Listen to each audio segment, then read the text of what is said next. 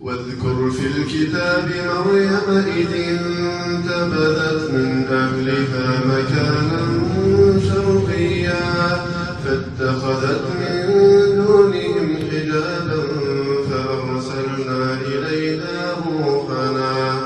فأرسلنا إليها روحنا فتمثل لها بشرا سويا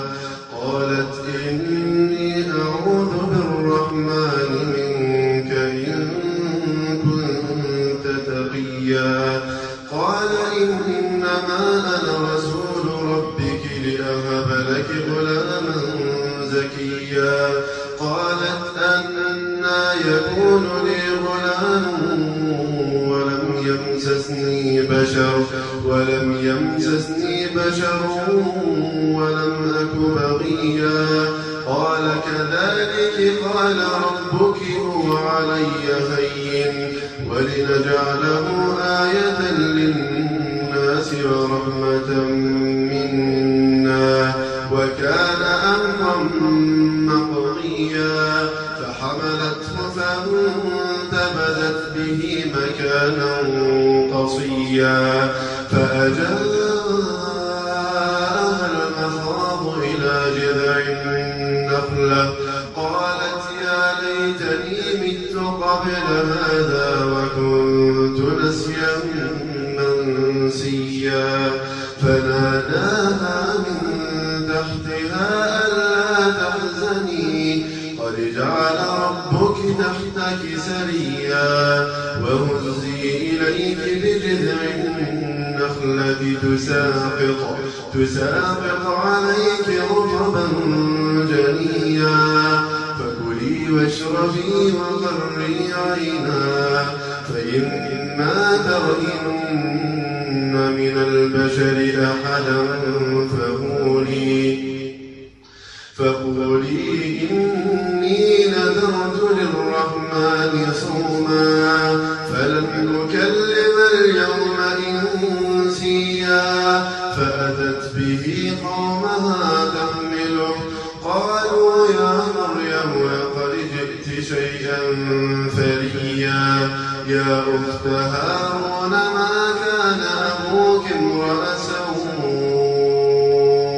وما كانت أمك بغيا فأشارت إليه قالوا كيف نكلم من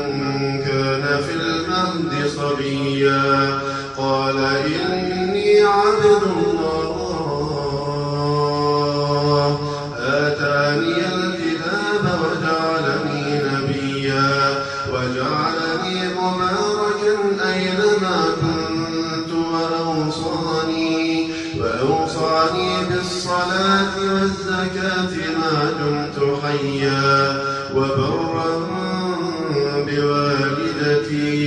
ولم يجعلني جبارا